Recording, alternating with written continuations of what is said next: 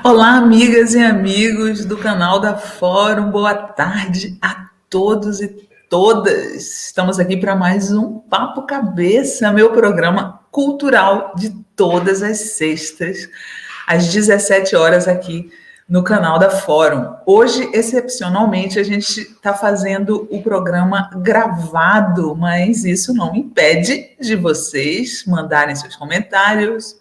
E também não se esqueçam de se inscrever no canal e se tornarem membros para assim contribuir aqui com o canal da Fórum. Hoje a gente vai ter dois convidados aqui no Papo Cabeça, dois escritores da nova geração de autores brasileiros, Rafael Tonon, jornalista que escreveu um livro sobre a área dele, né, que é o jornalismo gastronômico. Ele escreve sobre comida há muito tempo e ele vai falar aqui sobre o livro que ele está lançando pela editora Todavia, As Revoluções da Comida. E também, na segunda parte do programa, a gente vai receber a romancista, ficcionista Cristina Judar, que vai falar do seu novo romance Elas Marchavam Sob o Sol. Então, o nosso papo começa aqui com o Rafael Tonon, que vai entrar agora para conversar com a gente. Boa tarde, Rafael, tudo bom? Olá, Sinara, tudo bem? Tudo ótimo. Gente, eu conheci o Rafael faz muito tempo, quando eu trabalhava na revista VIP, e ele já escrevia sobre gastronomia, acho que lá para os idos de 2005, por aí, né, Rafael? Exatamente. Eu sempre fui um repórter que cobri muitas áreas, jornalista que trabalhei em muitas áreas, mas a gastronomia entrou na minha vida, acho que a partir daí, e depois de uns 3, 4 anos de que a gente se conheceu, eu só cubro gastronomia. Assim, faz 10 anos que eu só falo, mais de 10 anos, né? Que eu só falo de comida, que eu só escrevo de comida. E você está morando em Portugal já faz um tempinho, né, Rafael? Eu estou em Portugal há 3 anos, que eu vivo no Porto, na cidade do Porto. E, enfim, adoro a cidade, adoro estar aqui, principalmente nesses momentos que a gente vê o Brasil como está, eu fico feliz de estar um pouco longe. Embora com o Foi coração por isso que partido. você foi para aí, não? Não, eu digo que foi uma coincidência feliz, na verdade. Eu mudei em novembro, foi começo de dezembro de 2018, então, ou seja, foi uma boa coincidência, assim. Enfim, é muito Você bom estar aqui. continua contribuindo para a imprensa brasileira? Eu continuo, eu ainda escrevo para Piauí, eu escrevo para o UOL, onde mais eu escrevo? Para a BBC, eu faço algumas reportagens, enfim, continuo fazendo as coisas no Brasil. Embora minha carreira, por assim dizer, tenha se voltado mais para o mercado externo, internacional. Eu tenho feito muita reportagem aqui na Europa, enfim, para alguns sites aqui que eu já colaboro, alguns jornais portugueses, e escrevo para o maior portal de gastronomia dos Estados Unidos também. Então, o fato de saber escrever, de conseguir escrever em inglês é um diferencial que eu consegui, enfim, ter uma carreira dita internacional. Que bacana! Me diz uma coisa: o mundo dos restaurantes, da gastronomia, sofreu um impacto tremendo com essa pandemia, não foi? Eu acho que foi dos setores que mais sofreu, né? Porque o turismo e a restauração, né? De uma maneira geral. Eu acho que a restauração ainda sofreu mais, porque as regras que se aplicam hoje aos restaurantes são muito complicadas, porque é o único lugar, segundo os governos, que as pessoas têm que não podem usar máscara, né? Ou que é um pouco incompatível você comer e usar máscara, né? São duas coisas que não dão certo juntas. E daí, por conta disso, eu acho que algumas regras começaram a ficar um pouco pesadas para o pessoal de restaurantes. Por exemplo, aqui em Portugal, a partir de hoje, nos concelhos, né, nas cidades que estão com mais casos, porque os casos voltaram a crescer por aqui, precisam, para jantar fora, para ir num restaurante, você precisa ter um teste. Ou seja, você precisa apresentar um teste na entrada do restaurante agora. Jura? Nossa, que bizarro! E só de finais de semana, só de sexta à noite a domingo, ou seja, de dia da semana não tem vírus, não tem nada, ou seja, aquelas medidas um pouco controversas que a gente não consegue muito explicar nem entender, mas o fato é que, enfim, que eu acho que como você disse, a restauração sofreu muito e tem sofrido muito. Muitos restaurantes fecharam, muitos ainda devem fechar por conta enfim, do baque econômico que vão sofrer. Enfim, tem sido muito difícil. Mas é curioso porque, mesmo com essa dificuldade toda, para nós, jornalistas, eu acho que eu nunca trabalhei tanto, eu nunca escrevi tanto de restaurantes e tudo mais como agora, sabe? É engraçado. É muito, muito louco, né? Eu também acho que nunca trabalhei tanto na minha vida como atualmente.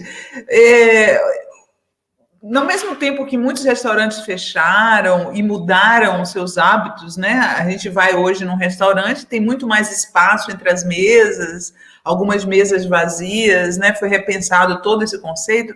Também os take-outs, por outro lado, né? A comida para se levar para casa pelo contrário, sofreu um boom, né? Todo mundo está comprando. Eu confesso a você, Rafael, que eu detesto pedir comida, detesto. Acho que parece que quando ela viaja, ela já vem com outro gosto. Não sei se é por causa da experiência do restaurante, né?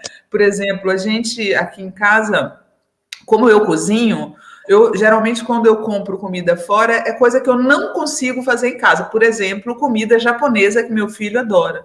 E a gente se frustrou todas as vezes que pediu, porque parece que a comida, o gosto é diferente quando ela chega em casa, sabe? E olha que a comida japonesa ainda é a que menos sofre com a viagem, porque é uma comida, quando você pede sushi, né? Enfim, ele é frio, ou seja, a temperatura não Exato. muda tanto. Então, ele é das melhores comidas para se pedir. Imagina todo o resto que se pede. Pizza, horrível. É um problema realmente, mas também no setor foi uma solução, assim, porque realmente o que você está falando se confirma nos dados que a gente tem, principalmente o delivery aumentou muito, muito, muito. Eu acho que os restaurantes já vinham passando por um processo de digitalização, né, que é essa coisa de entrega, de aplicativos e tudo mais, que a pandemia só fez acelerar. Eu acho que nenhum comportamento alimentar, em termos de comer fora, do mercado de restauração, foi tão afetado positivamente quanto da digitalização, né? Do delivery ou do takeaway ou take-out, que é a comida que você passa e pega. Porque também foi para muitos restaurantes que nem tinham essa opção, nem sabiam que poderiam fazer, foi a única forma que eles tinham de atender o público. Imagina que a indústria de restaurantes, né? E de bares, enfim, de confeitarias, ela sofre porque justamente as pessoas não podiam se aglomerar, não podiam sair de casa, ou seja, e o que você faz num restaurante é justamente sair de casa e se juntar com outras pessoas sem o uso de Exato. máscara. Ou seja, Uhum. a pandemia afeta o cerne do que é a gastronomia, né? Do que é a ideia de sair para comer fora. Então, eu acho sim que foi um dos setores mais afetados. Acho que é por isso que eu trabalhei tanto, para cobrir e tentar entender o que estava acontecendo. Mas também vejo algumas mudanças, enfim, com essa questão de fechamentos de restaurantes e tudo mais. Eu acho que o mercado está limpando um pouco e ele tende a voltar mais forte, mais resiliente, enfim, com empresários mais aptos para administrarem seus negócios depois de uma crise tão feia quanto essa que a gente está passando. Eu ia falar passou, mas a gente não passou, né? A gente ainda está passando e não sei quando isso vai acabar. Se aí na Europa tá ruim, imagina aqui que a gente ainda está com essas mortes tão altas, né? Tem uma notícia que eu queria comentar contigo sobre a pandemia. Eu peguei o print aqui, o Guilherme vai colocar. Com a pandemia e a inflação, o brasileiro passa a comer mais salsicha, pão com presunto e mingau. Pesquisa da Kantar mostra que aumento de preços tem alterado as refeições das famílias e elevado o consumo de proteínas e alimentos mais baratos, né? Assim, pelo que a gente vê, pelo visto, a pandemia está fazendo o brasileiro comer pior. Pior, Você acha pior. que isso é generalizado? Eu acho que sim, eu acho que no Brasil mais do que por exemplo, na Europa, que nos países mais desenvolvidos, eu acho que o Brasil está sofrendo um problema muito sério enfim, econômico, obviamente, mas também por uma questão de que os outros países que já saíram dessa pior fase da pandemia, como a China, os Estados Unidos, começaram a demandar muito mais da gente, que somos um país produtor de muitas coisas, de carne, de gado, de soja, de muitos produtos agrícolas, e esses países estão demandando muito mais da nossa produção, e claro que os empresários preferem vender para os países estrangeiros, porque ganham em dólar, ganham muito mais, e o que acabou aumentando muito o preço nas prateleiras. Eu fiz uma reportagem esses dias para checar alguns preços de supermercado no Brasil, eu fiquei muito impressionado com o aumento de preços nas prateleiras, assim, de produtos, desde produtos industrializados até produtos como hortifruti e carne. A carne não precisa nem falar, a carne teve um aumento horrível, o que significa que a gente vai comer cada vez menos carne, porque a tendência do mercado é que a carne já suba, né? A carne vai ficar mais cara, porque tem mais gente comendo, existe uma demanda maior por proteína no mundo, uma vez que a gente está enfrentando um crescimento populacional, principalmente dos países asiáticos que estão em desenvolvimento mais rápido, ou seja, a produção de carne no mundo vai ficar mais cara, vai ficar mais difícil produzir tanta carne e vai ficar mais cara. E num contexto desse, a gente ainda tem uma pandemia, uma crise sanitária que acarretou uma crise econômica sem precedentes, que está transformando o mercado de alimentos como nunca. Eu acho que a pior coisa, Sinara, que a gente está passando hoje é a questão de como a pandemia mostrou a desigualdade, né, das pessoas. E isso se mostra muito no prato. Eu acho que não existe nenhum termômetro mais importante do que o prato de comida, né? A partir do momento que a gente tem cada vez mais pessoas vivendo com fome, né, ou em desnutrição, ou em situação de insegurança alimentar, como a gente diz, e esse crescimento no Brasil é muito representativo, tem sido muito representativo, a gente percebe como que as coisas estão indo mal, né? Se a gente não tem nem o que comer.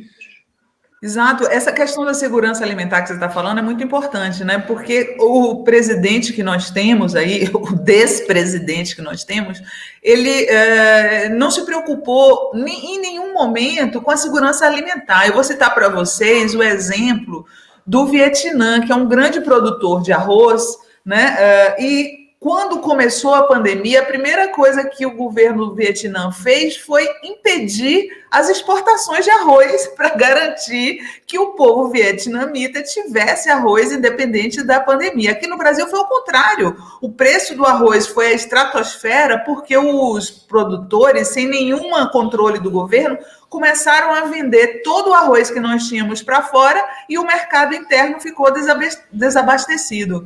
Então, assim, o governo tem uma parcela muito importante de responsabilidade nisso, né, Rafael? Tem. Eu acho que as políticas públicas com relação à alimentação são imprescindíveis. Nenhum país consegue alimentar toda a sua população sem políticas públicas efetivas para levar isso em conta. Principalmente se a gente está falando de países subdesenvolvidos ou países em desenvolvimento, como é o caso do Brasil, né? A gente já teve um problema de fome. A fome no Brasil é um problema. A gente conseguiu reverter parte desse problema nos últimos anos, mas a pandemia só veio mostrar que a gente está andando para trás mais uma vez.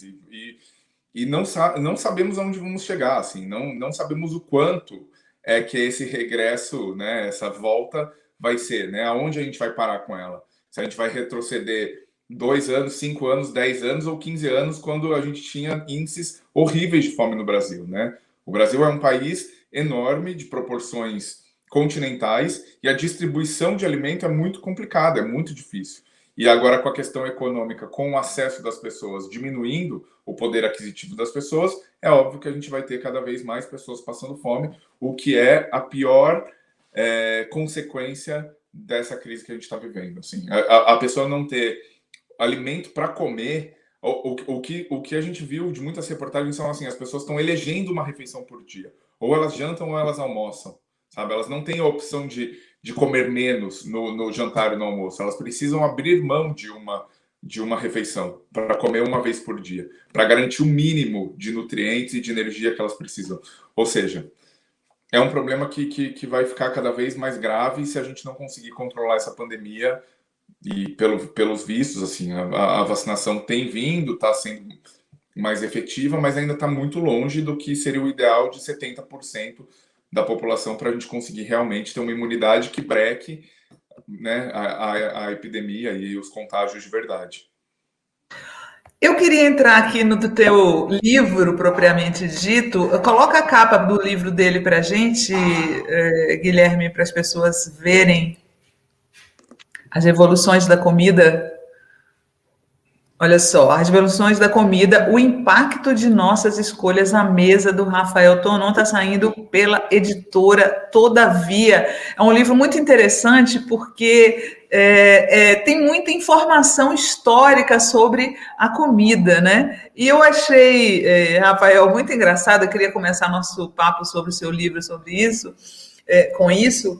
Uma frase que você disse na imprensa portuguesa: estou cansado de comer conceito. Achei muito engraçado.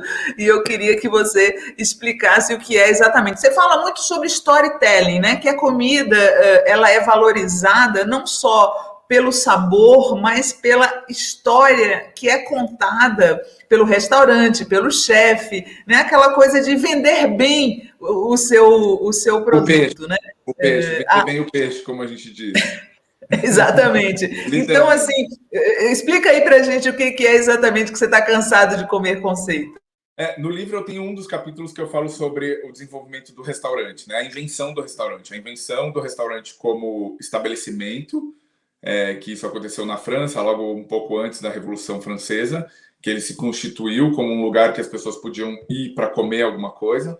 Os restaurantes surgiram de um caldo restaurador, que as pessoas meio enfermas iam nesses lugares para tentar se restaurar um pouco a saúde, por isso restaurante, do sentido mais de restaurador. E depois ele deu origem aos bistrôs franceses, que é o formato que a gente conhece ainda hoje, né? Que é o formato que popularizou enfim, que foi exportado por todo mundo, né? No Brasil, nos Estados Unidos, na Europa toda, na Ásia, enfim, que é esse formato de restaurante que a gente tem.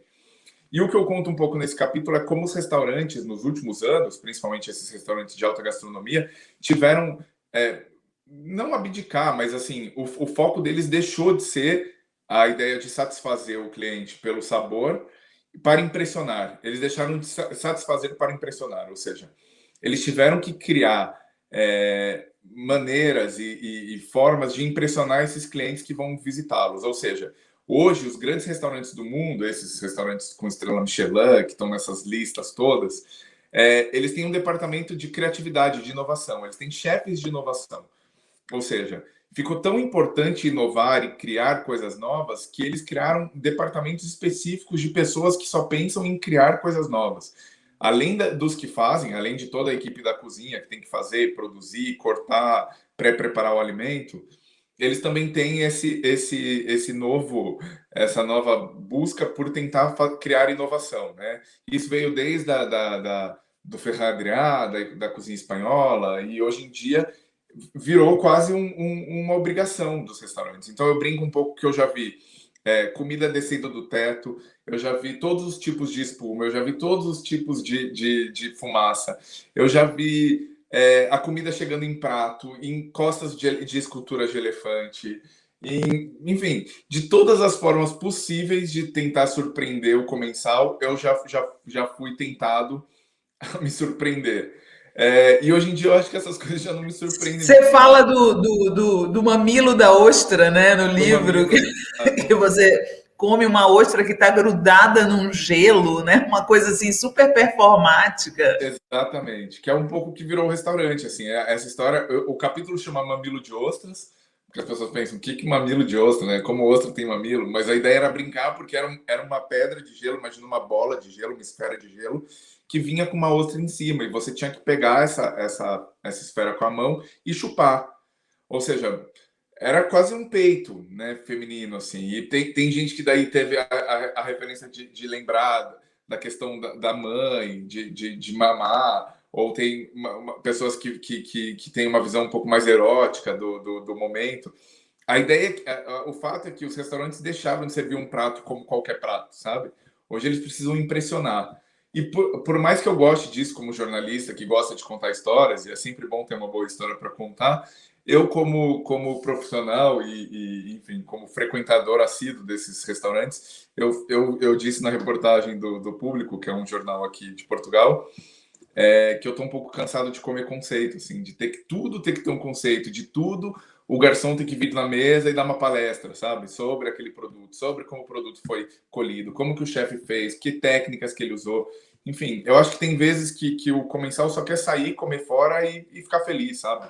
Eu não quero ter tanta informação, eu não quero ter tanto conceito por trás daquilo que eu estou comendo, talvez, sabe? Você sabe que nessa época aí da VIP, a Leia Dorf, minha amiga querida Leia, foi ao El Bulli, que é o restaurante, gente, que criou essa história da cozinha molecular e tal. E ela foi fazer matéria para a VIP, e eu falei para ela assim: eu aposto como Ferran Adrià, quando está em casa, só quer comer comida caseira. Totalmente, porque, totalmente. porque eu sou uma grande fã da comida caseira, né? Eu brinco, Rafael, que eu gosto de comida caseira, regional e internacional. É a minha comida favorita, que é a comida feita em casa e que o sabor é o que você privilegia diante da forma, né? Eu acho curioso tudo isso, mas assim, para comer a comida tem que ser gostosa, né? Tem. Eu falo que eu tenho sempre saudades, assim. Toda vez que eu vou nesses restaurantes, eu vou, gosto, escrevo, e daí eu só fico pensando, quando eu vou pro Brasil de novo comer a comida da minha mãe, sabe? Eu não vejo a hora de voltar pro Brasil comer a comida da minha mãe. Toda vez, quanto mais eu como em restaurante assim, mais eu quero a comida da minha mãe, ou a comida, assim, mais tradicional, né? Mais ir numa tasquinha, assim, da esquina, dessas que tem muitas aqui em Portugal, comer, que eles servem sopa, prato, arroz, carne. Enfim, eu sou um apaixonado pela expressão da comida, mas também com essa questão de história, enfim, de como a comida também conta a história das pessoas, né? E no caso dos restaurantes, como que a comida nesses restaurantes, principalmente esses restaurantes muito tradicionais, contam a história dessas famílias, né? Que estão há muito tempo, por gerações, gerindo um negócio que pagou as contas de 3 filhos da faculdade, sabe? Com aquela tasquinha ou com aquele restaurantinho. Eu acho isso muito bonito, assim. Eu sou um apaixonado por restaurante tradicional, restaurante antigo. Eu adoro, mesmo. Você sabe que uma vez eu fui para o México, levaram a gente para Mérida a trabalho, um grupo de jornalistas. E aí, chegando lá, queriam levar a gente o tempo inteiro em restaurante internacional para comer macarrão. Eu falei, não, gente, eu não quero ir para o México comer macarrão. Eu quero ir no lugar de comida caseira, do povo, o que o povo come aqui. E aí, no início, os jornalistas ficaram meio, não sei e tal. Mas aí levaram a gente num restaurante que era tão caseiro que tinha até roupa pendurada. E a gente comeu uma comida excepcional. E todo mundo depois me agradeceu, sabe? Ainda bem, Sinara, obrigado por não fazer a gente comer pasta, né, italiana. Não tem nada a ver. Mas Em eu acho Roma, como os romanos. exato, em Roma como os romanos, no México como os mexicanos, né, e no Brasil como os brasileiros, por favor. Exato. É engraçado, porque eu acho que a gente está vivendo agora uma valorização das comidas regionais também. Eu acho que o Brasil está passando por muito disso. Eu escrevi uma reportagem muito interessante também para a BBC sobre isso, sobre a descolonização da comida, assim, de como a gente precisa perder um pouco essa referência internacional, né? Por muito tempo foi a cozinha francesa que ditou a moda no mundo, depois veio a comida espanhola, italiana, enfim, como a gente passou a valorizar só isso em detrimento do que era nosso. E eu acho que existe um movimento de chefes no Brasil, mas também em muitos países da América Latina e muitos países da Ásia também, que começaram a olhar e falaram, não, minha comida também tem muito valor, sabe? Imagina, México, né? Se a gente for falar de México perto de outros países, né? A comida do México é uma das melhores do mundo, uma das mais ricas do mundo, ou da Ásia, que tem tem receitas milenares, né? E o Índia, né? pessoal adora, né? A aceitação da comida mexicana é enorme, né? Você faz um guacamole, é muito difícil uma pessoa não gostar, né? É muito difícil, porque é uma comida fresca, cheia de tempero, enfim, ela tem sabores muito ricos, ela é complexa, né, em termos embora a base de técnica não seja tão aperfeiçoada como a Simples. cozinha francesa, Mas em termos de Uhum. sabores, eles conseguiram alguns resultados impressionantes, assim. E eu acho que a gente está passando por isso, assim. Todos os países começaram a olhar para sua cozinha cada vez mais. Eu entrevistei a semana passada um chefe indiano que está em Dubai e ele falava para mim assim, cara, eu tô no país, num dos países mais populosos do mundo. Quantos chefes internacionais você conhece que são indianos? Ou seja, na proporção de pessoas que tem o meu país ou tem a França, a gente devia ter muito mais cozinheiros pelo mundo, né? Cozinhando comida do Sim. mundo. E, no entanto, a gente não tem. Eu sou um dos poucos que estou tentando representar o meu país em um outro país. E eu quero mostrar, e ele falava assim para mim, eu quero mostrar que minha comida, ela não precisa ser só de conforto ou ser comida de rua. Eu posso fazer alta cozinha indiana, sabe? Uhum. Como alta cozinha de outros países. Ou seja, eu tenho muita tradição para isso, eu tenho muitos sabores para isso, eu tenho técnicas para isso, e vou mostrar que a cozinha do meu país pode ser tão elevada quanto a cozinha francesa ou a outra cozinha espanhola ou italiana. E isso é muito bonito, sabe? Esse momento que a gente está passando. Sim. Assim, por exemplo, né, eu me lembro a primeira vez que eu fui ao Peru, que eu fiquei surpresa, não tinha chegado aqui no Brasil ainda. Isso foi no início dos anos 2000. Eu fui ao Peru e me serviram comidas lindas, né? Lindas. Eu falei assim, gente, como não descobriram isso ainda? E rapidamente o Peru veio e hoje é reconhecida a gastronomia peruana, né? Exatamente, é uma das mais reconhecidas, porque eles também fizeram um movimento bonito de valorização interna que acabou tendo uma repercussão internacional, enfim. Hoje tem ceviche em qualquer país do mundo. Ceviche é quase um taco, né? Quase uma pizza, assim. Você consegue ter ceviche em qualquer país que você vai, porque é uma receita que conseguiu ser adaptada e ganhar o mundo, de fato. Se consagrou. Se consagrou, exatamente. É muito bonita a história do que aconteceu com o ceviche, ver pelo menos da projeção, né, no mundo e na gastronomia. Eu acho que isso é muito, muito rico e muito importante, né, para a gente ter uma descentralização, né, tirar um pouco esse Sim. eurocentrismo que pautou a comida nas últimas décadas, para a gente mudar um pouco esse cenário e mostrar que esse cenário pode ser mais diverso e mais rico, né, e menos Eu colonizador, talvez. me, eu me surpreendo como baiana, né? A gente tem os temperos, coentro, leite de coco, que na verdade você encontra na cozinha de outros países, por exemplo, do Vietnã, que eu andei pesquisando, e do Havaí. Tem muita comida com os temperos muito parecidos com os que nós usamos na Bahia, só que preparados de maneira completamente diferente. Essa surpresa ao paladar é que eu acho que tem que ser mais valorizada, né, Rafael? Eu acho que essa globalização da comida,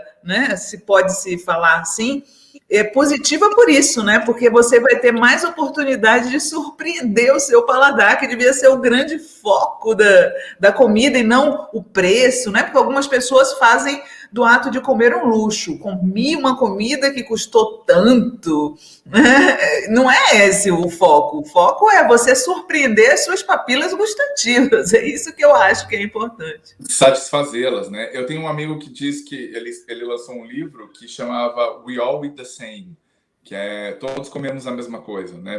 Basicamente, o que a gente passou nos movimentos da era dos descobrimentos, né? Das grandes navegações, o que a gente vivenciou a partir desses movimentos mundiais foi que a comida de um continente passou a ir para o outro, como nunca antes, né? Ou seja, todo o tomate que a gente fala que é da Itália, que virou uma representação da comida italiana, o tomate nasceu na América, ou seja, é um produto americano. Só foi para a Itália e para a Europa de uma maneira geral porque foi levada pelos navegadores, ou portugueses ou espanhóis, que aqui tiveram e que trouxeram esses ingredientes aqui para a Europa.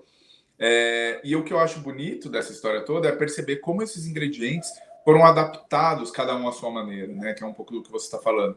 Como o coentro tem uma representatividade na comida portuguesa, mas também tem na comida baiana, como tem na comida tailandesa, sabe? Assim, de como cada ingrediente encontra uma identidade em cada país ou em cada região que ele está. E quando as pessoas me perguntam, mas que eu acho que é um dos propósitos do livro, para voltar nessa história das grandes navegações, que comer é só comer, sabe? Comer.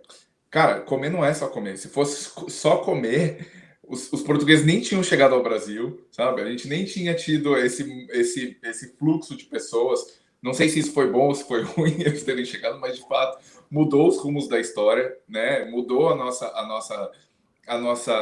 história do Brasil, mudou a história do continente americano de uma maneira geral e mudou a nossa mesa. Nada na nossa vida mudou tanto a forma que a gente comia quanto esse intercâmbio de ingredientes. Ou seja, comida é geografia, sabe? Comida é política, comida é geopolítica, comida é história, comida é muito mais do que só comida, sabe? Então, quando as pessoas falam para mim, mas você escreve de comida, é mais fácil, comida é só comida. Não, comida é muito mais do que vocês pensam, sabe? Comida tem uma representatividade muito grande, porque, primeiro, ela tem um papel central na nossa vida, porque é algo que a gente faz todos os dias, né? Algumas pessoas mais vezes, outras pessoas menos vezes, né? Cada um pouco adaptando ao seu paladar e às suas necessidades, mas de fato a gente come todos os dias, ou seja, é uma coisa que a gente precisa pensar sobre todos os dias, né? A gente tem que pensar no que a gente vai comer todos os dias, a gente pensa em comida todos os dias, ou seja, é uma decisão que diz muito da gente. E você falar para mim, olha, eu for na sua casa, você me serviu uma comida da sua história, eu sei, por exemplo, que sua herança é baiana, que a partir da sua comida eu posso contar a sua história, sabe? A partir do que você me serve e de como você me serve, eu posso determinar muito de quem você é, né? Da história que você tem, do histórico da sua família, de onde você veio, enfim. A comida é muito representativa, né? E é engraçado, eu só queria fazer um comentário que é muito. A gente estava falando de política e dessa coisa toda. O primeiro capítulo do livro. Ia chegar nisso.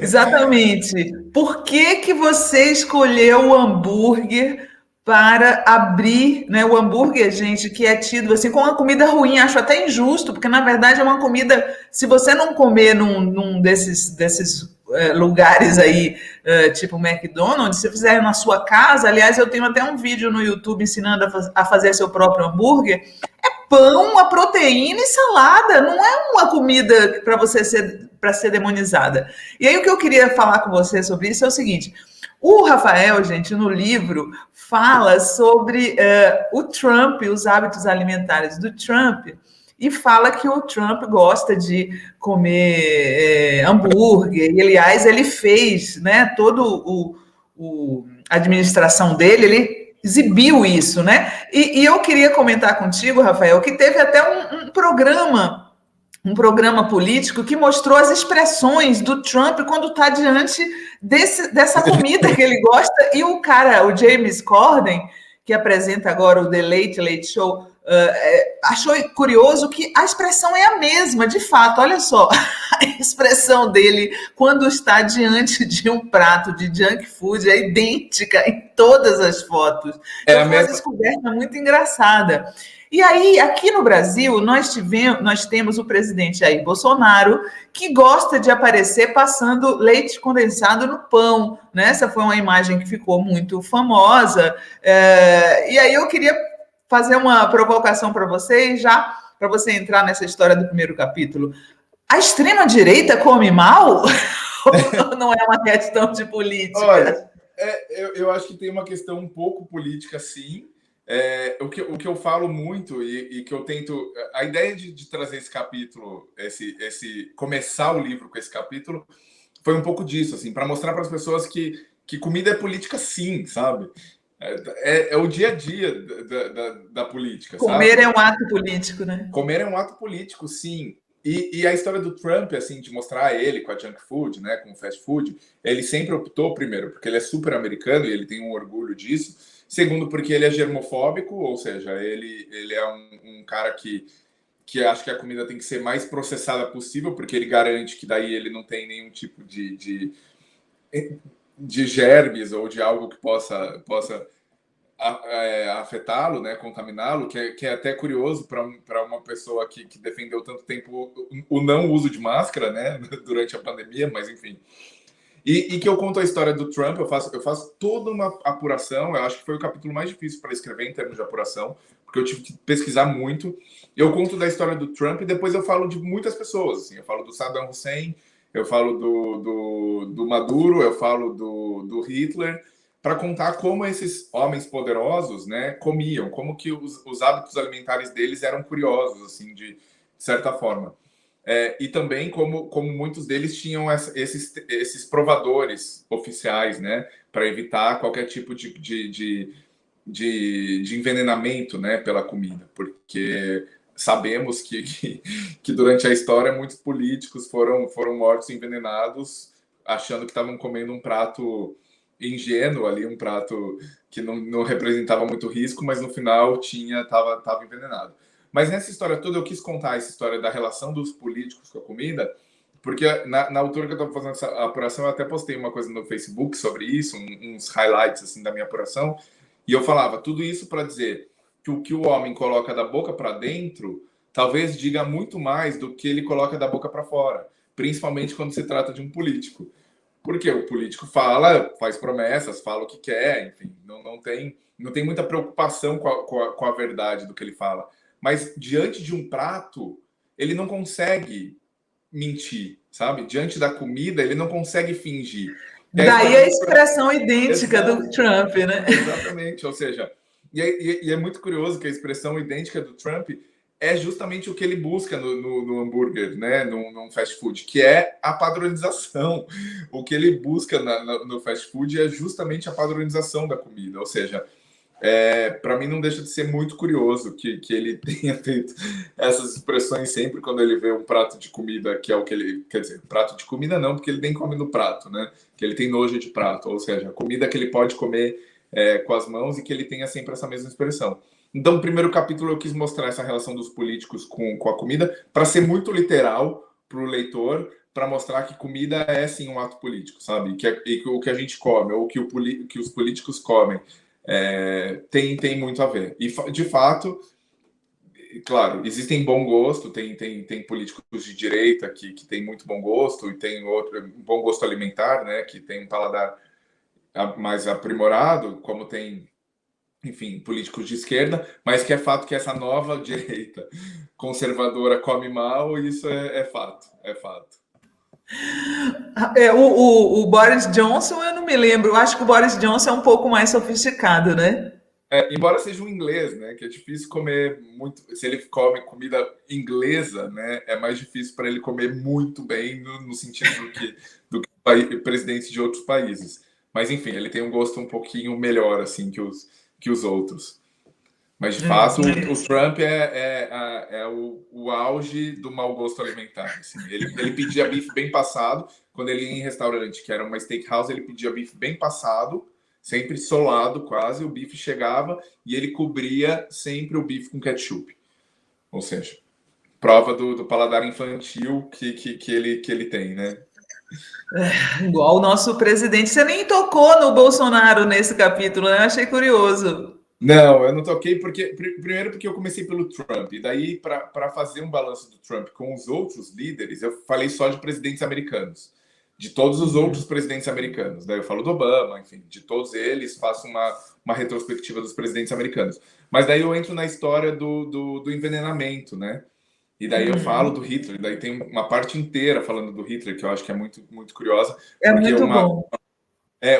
Uma ex-provadora dele veio a público depois para contar que ela nunca provou nada de carne, ou seja, que aumentam as evidências de que o Hitler era vegetariano, como alguns biógrafos dele acreditam. Então, assim, é curioso, assim, eu acho muito curioso entender a relação que as pessoas têm com a comida que elas comem, porque isso determina muito quem elas são. Eu ver uma pessoa comendo, eu posso dizer muita coisa sobre ela, sabe? Eu acho que isso Sem dúvida, importante. sem dúvida. Rafael, o livro dele, gente, está cheio de curiosidades, muito legal.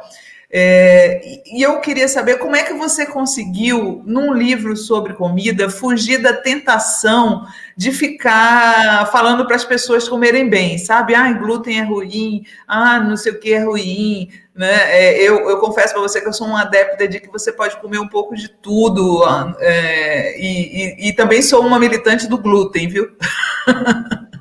Eu também. Sou glúten, team glúten. Também, total. Eu acho que é muito importante o que eu tentei trazer no livro, assim, é um livro jornalístico, é um livro de ensaios, reportagens, tem um quê de reportagem, um quê de ensaio, que tenta trazer o panorama, assim. Eu acho que o livro, ele apresenta, coloca sobre a mesa, para fazer uma metáfora muito ruim, ele coloca sobre a mesa diferentes temas, assim, sabe? E dicotomias, que eu acho que é importante, porque quando a gente estava falando do global, por exemplo, de como os alimentos se tornaram globais, eu faço uma relação do global com o local, com a nova onda do local, feito por produtores locais, comida local, Adoro enfim, isso. e de como que isso tá enviesado, assim, né? De como o que é local, o que é global, sabe? Às vezes a gente não para pensar muito sobre isso. E daí fala disso, do local e do local, fala do fast, do slow food, fala da fazenda familiar até a fazenda indoor tecnológica, enfim, o livro traz muito esses panoramas, assim. E Me embora ele lembrou, não seja sabe o um quê? livro... Eu não sei se você conhece a miscelânea de Schott. Uhum, sim, sim, Me que é lembrou porque ele maravilhoso. gosta de falar da comida a partir de curiosidades, né? É muito Exatamente, agradável a leitura. exatamente. Eu tentei seguir um pouco por esse caminho, mas eu acho que, como disse um amigo meu, que me conhece muito, ele falou, Rafa, eu leio o livro, mas assim, você tenta disfarçar, mas eu consigo perceber little fires everywhere, assim, sabe? Você deixa um fogo, você vai plantando fogo em todos os lugares que você passa, porque você deixa umas reflexões para as pessoas que quem quer ler de uma maneira mais leitura de férias, vou pegar o livro, vou para a praia, vou para o campo e ler o livro, consegue. Mas quem está a fim de questionar um pouco a alimentação, eu provoco muitas reflexões, sabe? É um livro até difícil Sim. de você sair dele sem pensar no seu papel da comida, né? Porque o livro traz muitas perspectivas. Então, essa narrativa cortada que eu escolhi, ela parece ela se mostrou para mim mais contundente nesse papel que eu queria mostrar, sabe?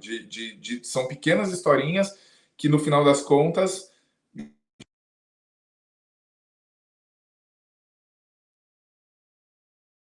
eu tô aqui. O seu som cortou. Agora voltou. Ok. Eu falei enfim, que eu quis fazer uma narrativa muito cortada porque eu achava que assim ia ficar mais poderoso contar algumas coisas, sabe? Parece que não, parece que o texto mais corrido aqui que tem esse papel, mas eu acho que levantando uma história e outra, eu acho que a narrativa fica mais contundente, assim. Eu acho, tem uma amiga minha que falou que o livro parecia um pouco Magnolia, do Paul Thomas Anderson, e a gente vai falar dele depois, mas que eu fiquei muito honrado, porque é isso, assim, são histórias diferentes, né? Histórias que daí elas se interlaçam de alguma forma, né? Para ter uma visão do que são os impactos das nossas escolhas à mesa, né? Por que o que a gente escolhe comer tem um impacto, enfim, daquilo que a gente come. E de como a gente tem que pensar sobre isso, né? Eu acho que a gente faz muitas coisas na nossa vida que a gente tem muito mais a gente é muito mais ativo em algumas decisões da nossa vida do que a decisão do que a gente faz de comer, sabe? Eu acho que a gente é muito passivo na nossa alimentação, de uma maneira geral. A gente deixou a cargo da grande indústria, das redes de supermercado, do fast food, enfim, a gente deixou muito a cargo dos outros decidirem aquilo que a gente ia comer. E isso é um erro. Eu acho que a gente precisa pegar de novo a alimentação, colocar na nossa mão para a gente ter o poder de decidir aquilo que a gente quer comer e aquilo que faz melhor para a gente. Tomar as rédeas da própria Exato, alimentação, né? É difícil porque exatamente. a gente está vendo relatos aí de lugares de trabalho onde as pessoas não são nem autorizadas a ter horário para almoço, né?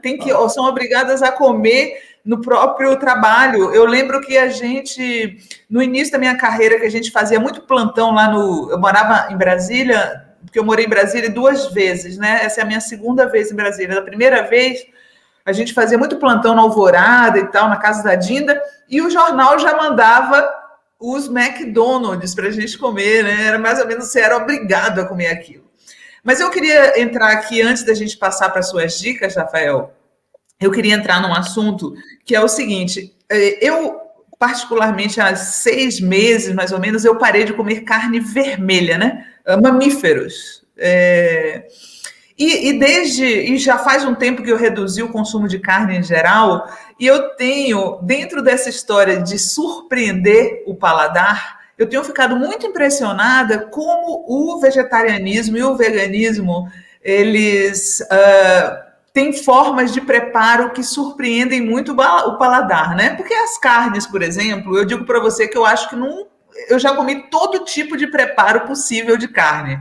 Crua, cozida, assada, chinesa, italiana, todo tipo. Eu acho gostoso, mas não me surpreende mais. Enquanto, às vezes, alguns preparos de vegetais me deixam maravilhada pela surpresa. E aí você coloca no livro o veganismo que ele pode criar novas tradições alimentares. Eu achei muito Exatamente. interessante isso. Você acha que agora, com essa história do veganismo estar em alta, a gente pode ter justamente novas tradições alimentares, novidades gastronômicas relacionadas a isso?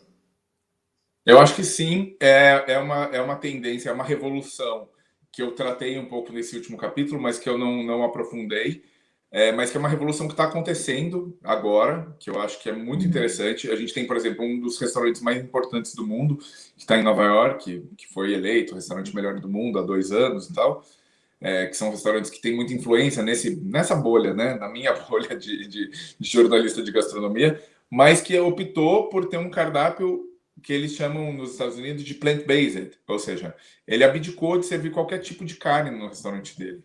Isso agora, um mês, ele acabou de reabrir. E ele tirou toda a carne do cardápio. Ao mesmo tempo, cada vez mais chefes também estão buscando isso, se não abdicar, mas pelo menos diminuir consideravelmente a quantidade de carne, né? Porque virou uma bandeira mesmo, que a gente está falando que comida é política, ato político, virou uma bandeira, principalmente pela questão das mudanças climáticas que a gente tem tido, né? Que a gente tem enfrentado no mundo. Então, os chefes também entendem que eles têm um papel para isso. Muitos deles também têm a questão de aproveitar do momento, enfim, do hype da coisa, obviamente. Mas Claro. tem alguns que são realmente mais conscientes e que tentam buscar isso como uma forma de consciência. O que eu acho que, de fato, o que tem acontecido é que a partir do momento que a gente abdica de carne ou tira a carne do cardápio, a gente tem que olhar para os vegetais não como coadjuvantes, mas como principais. E a partir do momento que a gente olha eles como principais, tem muita variedade de coisas que você pode fazer, né? Uma berinjela, você pode fazer centenas de receitas. Eu lembro que É quando eu comecei impressionante. de gastronomia, eu não gostava. Berinjela era uma coisa que eu nunca gostei muito. E daí depois eu fui conhecendo. Eu fui, daí come um babaganuche, daí come uma caponata, daí come... Eu falei, não, eu adoro berinjela, sabe? Eu não gostava talvez da que minha mãe fazia, que era um tipo, sabe? A mesma receita sempre, né? Aí não Exatamente. dá. O ingrediente não se limita a uma receita. E principalmente em termos de vegetais, existe combinações, enfim, acho que tem temperos, né? A comida indiana me surpreende muito porque é uma comida muito baseada em vegetais, né? Porque Uhum. Não carne, comem carne vermelha. carne vermelha, então eles tiveram que dominar sabores. E é uma comida muito rica, né? Em termos de especiarias, de temperos e tudo mais. Ou seja, toda vez que eu vou num restaurante, eu como você, quando eu vou num restaurante desses, principalmente os asiáticos, eu fico muito impressionado com os pratos de vegetal, assim, com o sabor que Claro. eles conseguem dar, e as Exato. técnicas de tempero, como eles conseguem caramelizar coisas que eu nunca tinha pensado, sabe? Como isso traz um novo sabor. Eu acho que a gente está vivendo uma ascendência da onda vegetariana, da onda verde, por assim dizer, ou vegana ou vegetariana, muito por dois motivos. A primeira, que é o que eu falei, do aquecimento global, ou das mudanças climáticas, né, principalmente, de uma preocupação maior com o planeta. E a segunda questão, que é uma preocupação de pessoas que defendem ou que são contra a ideia do especismo, que entendem que o especismo, tal qual a gente conhecia, é uma forma de racismo, que eu acho que é uma visão muito interessante para se ter, no sentido Também. de que como que a gente pode se permitir criar um animal sob maus tratos, né, nas piores condições possíveis, só para nos alimentar. Até onde vai a moral humana da gente permitir que animais sejam tratados da pior maneira possível só para nos alimentar, só para É horrível. Eu entrevistei um. Eu entrevistei um filósofo de agora, da esquerda nova, ele é croata, e ele falou assim, ele é vegetariano, né? Ele não acredita numa esquerda do futuro que não pense nessas coisas, e ele fala assim, gente, pelo menos que esses animais não sejam criados em campos de concentração, porque são campos de concentração. Exatamente. É isso.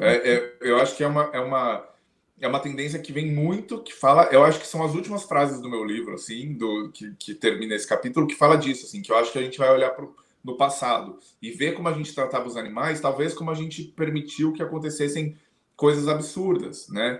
Desde como que a gente permitiu que um dia existisse um bebedouro para pessoas negras ou para pessoas brancas, sabe? Como que a gente permitiu que as pessoas fossem para sei lá, para um campo de concentração, né? Como a gente pôde achar que uma parte da sociedade achou aceitável isso. Ou até coisas mais banais, sei lá, como a gente permitiu que as pessoas fumassem num restaurante enquanto todas as pessoas estão comendo do lado, sabe? Dentro de um avião. Dentro de um avião, exatamente. Ou seja, vai ser tão moralmente questionável e tão moralmente inaceitável quanto são essas coisas para a gente hoje, sabe? Pensar que a gente um dia criou fazendas de confinamento para deixar os animais ali, muitas vezes, no caso desses animais, das galinhas, por exemplo, que tem o bico cortado ou que passam por processos de mutilação para não se matarem, ou seja, como a gente permite e depois a gente come isso, como você quer comer uma galinha que teve o bico arrancado para num momento de estresse não bicar as outras até a morte, porque elas estão numa situação de estresse ali enorme, ou seja, a ciência tem comprovado cada vez mais o quão os animais são sencientes, né, como a gente fala, capazes de ter um vislumbre de consciência ou de saber o que está... Sentir dor, né? Sentir dor. Sentir dor. E como a gente vai começar cada vez mais com esse avanço científico, a gente vai questionar os atos que a gente tem com relação aos animais. Ou seja, isso, e mais a questão do aquecimento global, de como a criação de animais, principalmente bois, são um gatilho enorme, né, para problemas climáticos, por conta de fatores como esses, a gente vai ter cada vez mais um crescimento de uma onda vegetariana. E a gente já tem visto, e isso no Brasil, eu não estou falando de Europa, tudo mais, estou falando do Brasil, assim, aumentou a população que se declara vegetariana ou vegana em 45%, se eu não me engano, na última pesquisa que eu vi. E isso vai crescer exponencialmente todos os anos, ou seja, daqui em 10 anos a gente vai ter muito mais gente vegetariana do que gente não vegetariana, sabe, no mundo. Que é uma questão interessante para Assim espero. Eu comecei a não comer carne vermelha porque começou a me vir na cabeça a imagem horrível de que eu estava mordendo a bunda de um boi, de uma vaca. Realmente não começou a ficar muito desagradável e eu parei. Rafael, muito bom o nosso papo. A gente vai agora passar para as dicas. Eu quero mostrar de novo a capa do livro do Rafael, para quem está chegando agora, As Revoluções da Comida, Rafael Tonon. Está saindo aí pela editora Todavia, já está à venda. E aí, todo mundo que vem aqui, vocês sabem que deixa uma dica, 2 dicas para as pessoas que estão em casa. Nós que ainda estamos fazendo quarentena, não é 100%, mas ainda continuamos não nos aglomerando. Então, para vocês ficarem em casa, eu vou dizer para vocês as 2 dicas do Rafael. A primeira é uma reportagem, é possível lê-la na revista Piauí. Pense na lagosta, uma incursão num mundo de exageros, mau gosto, prazeres e crueldade, do David Foster Wallace. Se vocês derem um Google aí, vocês encontram. Por que você sugeriu este artigo, Rafael? Eu pensei em 2 coisas que fossem muito fáceis, acessíveis, que as pessoas não tivessem que ir muito longe, ou seja, eu sabia que esse texto tinha sido traduzido pela Piauí. Ele também está numa compilação de textos que foi publicado pela Companhia das Letras, um livro que é uma compilação de textos do David Foster Wallace, que chama Ficando Longe do Fato de Estar Meio Longe de Tudo. Acho que é isso. Que é o livro, chama isso porque um dos textos é sobre isso. E esse texto também está no livro, ou seja, quem quiser comprar o livro é maravilhoso, porque os textos do David Foster Wallace, principalmente esses, né, que são ensaios e reportagens, são maravilhosos. E esse texto especificamente eu escolhi porque é o que eu acho que é o que eu entendo por cobrir gastronomia. Assim. Ele vai no Festival do Maine, de Lagosta do Maine, para cobrir o Festival de Lagosta do Maine, para uma revista que é a Gourmet.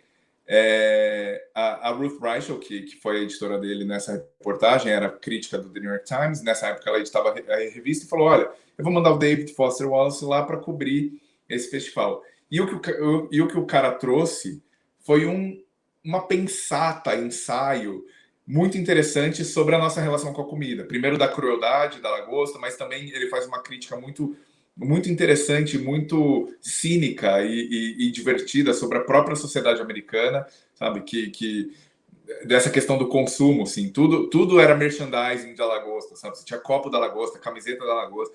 Enfim, ele faz uma crítica da sociedade americana, ele faz uma crítica da nossa relação com os animais, ou seja, ele fala de tudo que não é comida para falar de comida, que é um pouco a ideia do meu livro. Então, por isso eu trouxe essa reportagem do David Foster Wallace, que é aquela história, aquela coisa que alguém pergunta: tem alguma coisa de outro autor que você gostaria de ter feito? Essa era a reportagem que eu gostaria de ter escrito.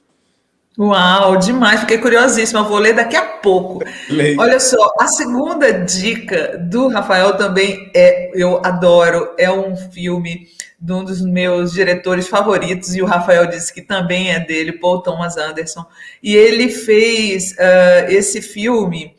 Eu não vou contar, não vou dar spoiler, mas depois que você vê esse filme, você tem outra relação com cogumelos, é uma relação tragicômica, muito, muito legal.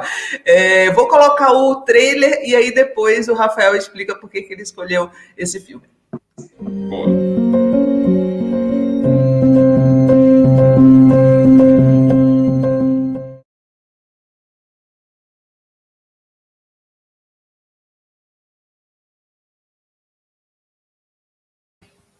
É lindo, né? Maravilhoso. E o Daniel Day-Lewis está muito bem, gente. Ele, de fato, aprendeu a costurar. Ele é um ator muito dedicado, né? Ele aprendeu a costurar para fazer o papel. E é uma história de amor, vamos dizer, peculiar.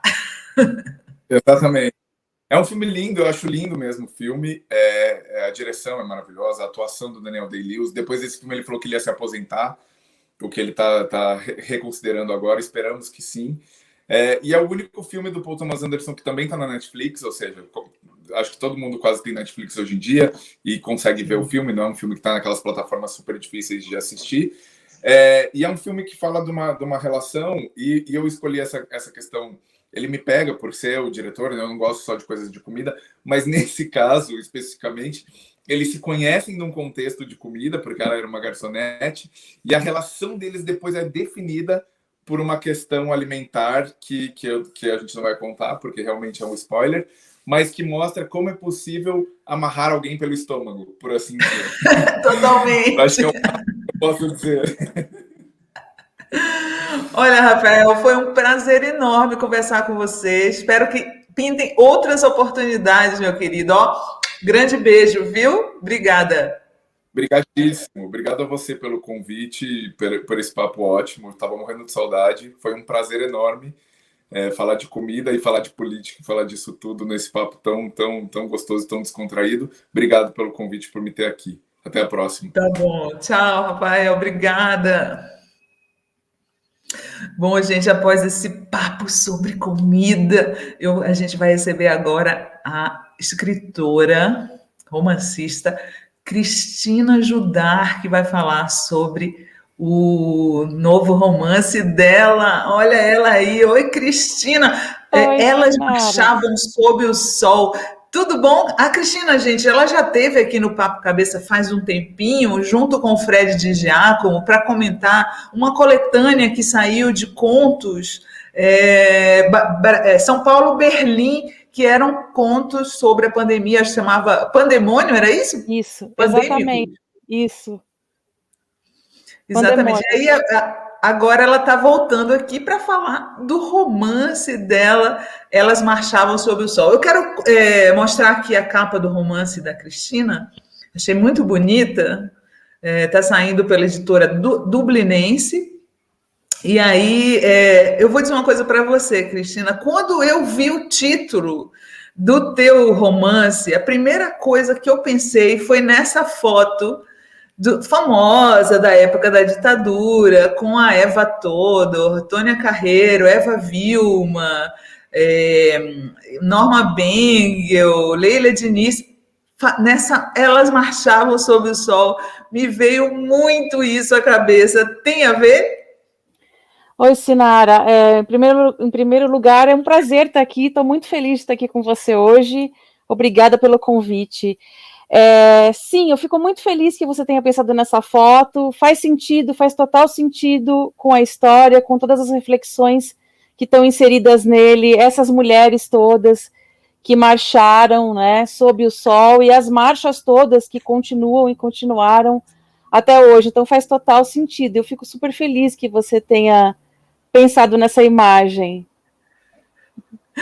Pois é, quando você falou elas marchavam sob o sol, eu já pensei nessas mulheres maravilhosas, né? Hoje elas estão todas mortas, né? E a gente está vivendo de novo essa situação da gente precisar marchar sob o sol num contexto de autoritarismo, né, Cristina?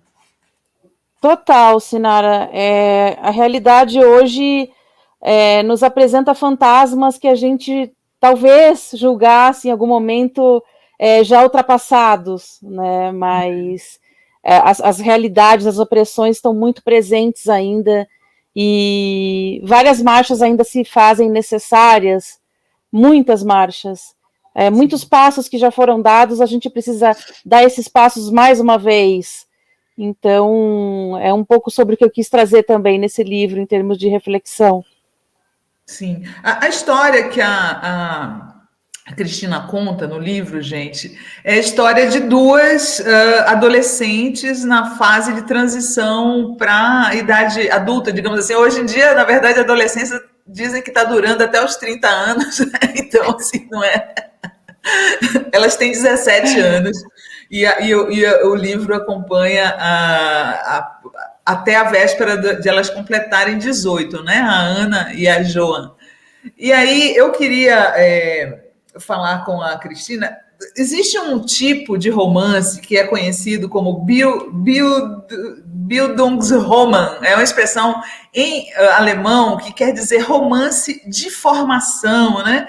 Um romance que, em geral, nos clássicos eram sempre os homens que eram os protagonistas desses romances, né? Tem o famoso do Goethe, livro do Goethe, fugiu o nome agora, a memória, que é o Desespero do Jovem Werther, que é um desses filmes, um desses romances de formação.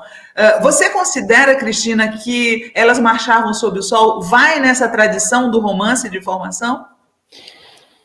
Ao pensar o livro, eu não idealizei nesse sentido, eu não pensei nesse sentido, mas a partir da sua reflexão, realmente, né, é um livro que apresenta todo esse período de grande relevância na vida, né, que se a gente pensar das mulheres em geral e dessas personagens, meio que um rito de passagem entre os 17 e os 18 anos, como aquela coisa de você entrar na vida adulta, embora, como você também bem colocou, a adolescência hoje, ela não tenha limites mais, né, a gente vê pessoas de 42 anos ainda na adolescência, então, mas considerando de forma... Infelizmente, nesse caso. Sim, agora considerando esse período de formação e de tantas coisas que se concretizam, que se tornam reais e que as afetam, realmente faz sentido isso que você falou, assim. Ele pode também ser lido como um romance de formação. Uhum. Ele é autobiográfico de alguma forma, Cristina?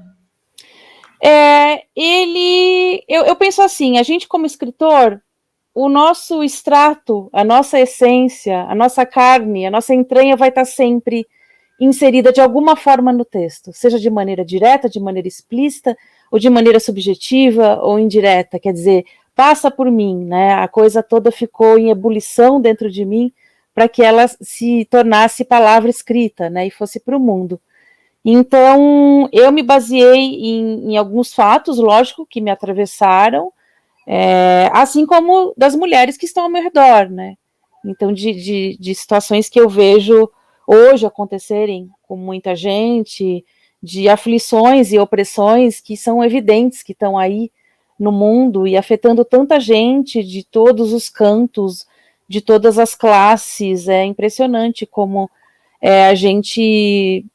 a sociedade, de uma forma, evoluiu pouco em relação a muitas coisas ainda. Então, tem a ver, sim, um pouco com o pessoal, mas também muito com o que eu tenho visto e analisado em relação à vivência das mulheres mesmo e das dissidências, né? Eu acho que os corpos dissidentes também podem ser incluídos nesse rol de opressões que são sofridas. Os corpos dissidentes, as mulheres trans, é um livro que não fala só sobre mulheres cisgênero, quer dizer, são muitas violências e encarceramentos que ocorrem no nosso mundo hoje, assim, do nosso lado, debaixo dos nossos narizes. Sim, eu quero voltar mais para frente nessa questão do aprisionamento dos corpos, que é um tema central do romance da Cristina, mas eu queria, antes, apresentar um pouco mais a Cristina para vocês. Cristina, sua trajetória vem do jornalismo, né? Você primeiro começa como jornalista e depois você passa para os quadrinhos e só mais recentemente para o romance. Como é que foi assim? Me fala um pouquinho da sua vida como jornalista. Você trabalhou como repórter? Como que foi isso? Trabalhei como repórter, trabalhei como redatora, trabalhei como editora de revista. Eu fiz várias, enfim, cobri diferentes editorias também. E trabalhei em agência um bom tempo. Da minha trajetória foi mais em agência de comunicação. E aí, nesse meio tempo, porque eu queria trabalhar com algo que eu pudesse trabalhar o texto mesmo, né? Essa parte textual, eu queria muito uma profissão. Ser escritora, né? Pois é, a minha vontade era escrever, eu falava jornalismo eu posso escrever. Eu não tinha essa noção ainda da ficção na minha vida. Então eu falei, jornalismo tem tudo a ver comigo, sou geminiana, comunicativa, aquele clichêzaço, né? E aí vamos para o jornalismo. E foi interessante, eu gosto ainda de exercer às vezes essa função. E aí eu comecei aos poucos a escrever alguns poemas, alguns textos assim autorais, mais relacionados à ficção. E fui para o conto. Eu comecei pelo conto, na verdade, até o meu primeiro livro de prosa foi um livro de contos, o Roteiros para uma Vida Curta. Comecei a escrever conto, comecei a fazer oficina, comecei a trabalhar esse gênero, e de um determinado momento eu soube de um edital do PROAC, aqui de São Paulo, que é um programa de incentivo cultural para artistas de diferentes linguagens, e aí eu vi um edital para quadrinhos, para HQ, e eu tinha um conto que eu achava que era muito gráfico, que seria muito interessante caso ele fosse ilustrado. E foi aí que eu tive a ideia. Eu me juntei com o ilustrador e falei, vamos tentar, vamos arriscar fazer uma HQ em cima desse conto, que foi o Lina. E aí, a partir disso, deu certo. A gente conseguiu ganhar o edital, para minha surpresa, e a gente publicou. Foi a maneira como eu entrei no mercado editorial, foi por uma HQ, mas eu já escrevia contos de ficção. E aí, depois de 2 anos, eu lancei uma outra HQ, que foi Vermelho Vivo, para só depois eu ter um material que eu considerei mais maduro mesmo, mais publicável, que saiu pela editora Reformatório, que foi o Roteiros para uma Vida Curta, que foi um livro interessante, foi uma surpresa para mim. Eu também continuava trabalhando como jornalista e acabei ganhando a menção honrosa no Prêmio Sesc, fiquei feliz, falei, opa, então acho que aí é um caminho para mim, e comecei a acreditar mais também, né? E a explorar mais. Eu peguei a capa, eu mandei para o Guilherme a capa do Lina para mostrar para as pessoas que é esse primeiro trabalho da Cristina em quadrinhos, e eu vou pegar o Vermelho Vivo também. Vermelho Vivo, para a gente mostrar, porque a gente pegou a capa do novo livro dela, mas ficou faltando aqui justamente as capas das histórias em quadrinhos. Eu sou uma grande fã de histórias em quadrinhos, sabe, Cristina? Aliás, já teve aqui o Rogério de Campos, grande editor de quadrinhos brasileiro, já teve aqui no programa. E você acha que escrever para quadrinhos para que outra pessoa ilustre é muito difícil? Eu acho que depende muito da parceria que você estabelece. Eu tive a sorte de ter uma pessoa que era muito aberta para essa parceria, assim como eu também estive numa postura muito aberta, porque é um exercício de desapego o tempo inteiro, porque você muitas vezes precisa abrir mão daquela que seria a sua arte para que o outro apareça, e vice-versa. Então, só para dar um exemplo, em muitas passagens... Tem que ser generoso, né? Muito, muito. Em determinadas passagens em que o texto descrevia um cenário, por exemplo, a imagem já dá conta disso. Então, muitas vezes eu falei, não, corta isso aqui, não precisa dessa parte textual, porque a imagem já está dizendo tudo. E vice-versa. Às vezes você precisa, sim, do texto, até de mais texto para enfatizar determinadas passagens que a imagem não conseguiu dar conta.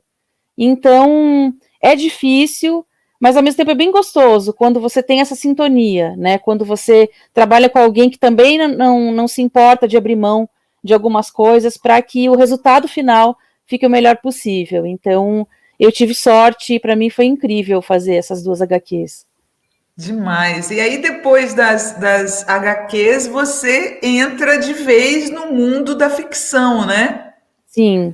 Você conseguiu, no começo, fazer as 2 coisas ao mesmo tempo, jornalismo e ficção, ou você teve que dar um tempo do jornalismo? Eu tive que dar um tempo.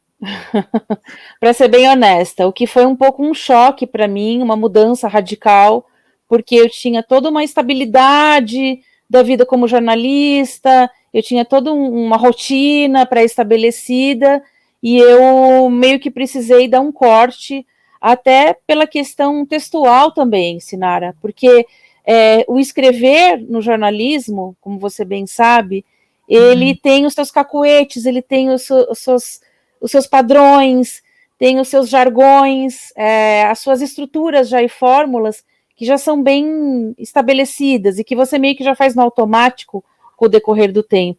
E eu não queria levar para a literatura tudo isso, entendeu? Que já estava automatizado em mim.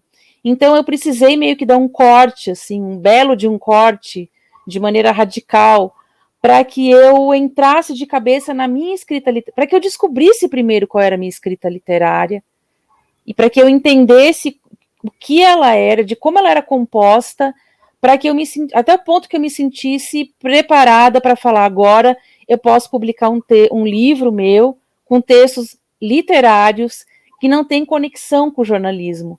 Então foi um processo assim bem radical, foi um corte mesmo. Precisei fazer esse corte. E você, para se manter, então, os prêmios ajudaram bastante, né? Eu digo financeiramente, porque muita gente não tem essa possibilidade, né, Cristina?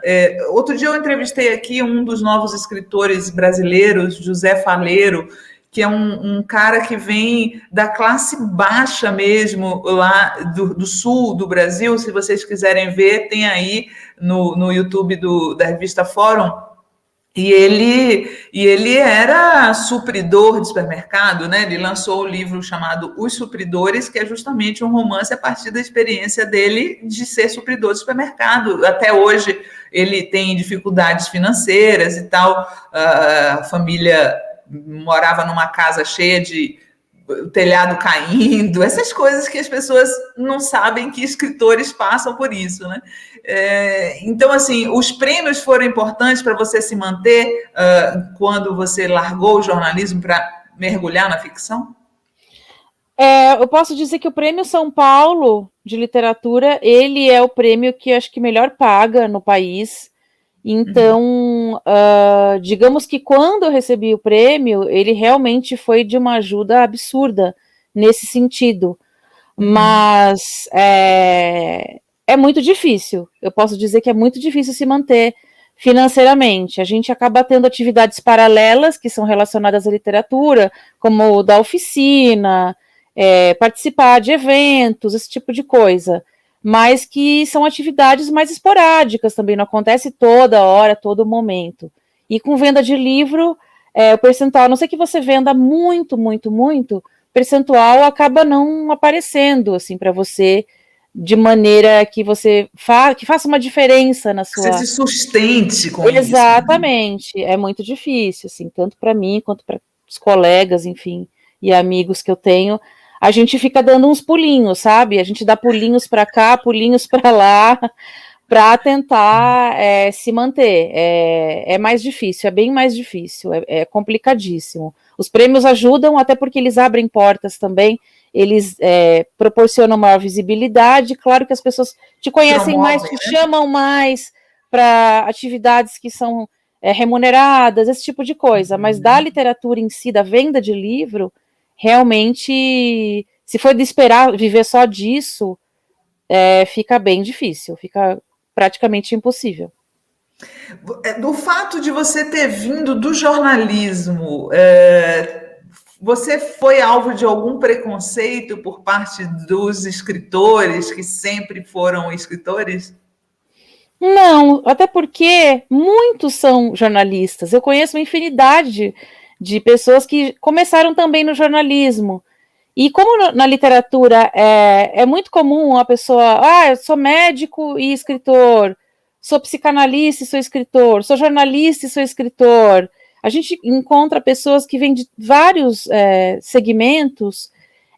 Não existe muito, não, esse tipo de... Pelo menos eu nunca sofri. Não, ótimo. Pelo menos isso. Exato. Né? Esse tipo de intolerância com o fato de eu ser jornalista, não, assim, felizmente não. Uhum.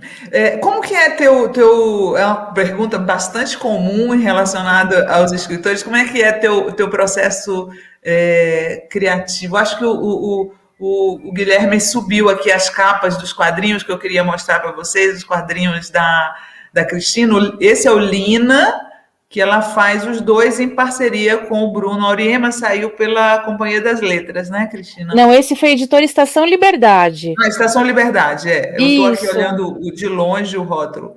E aí tem esse também, Vermelho Vivo, que é outro quadrinho que saiu pela Devir, com o roteiro da Cristina e também quadrinizado pelo Bruno.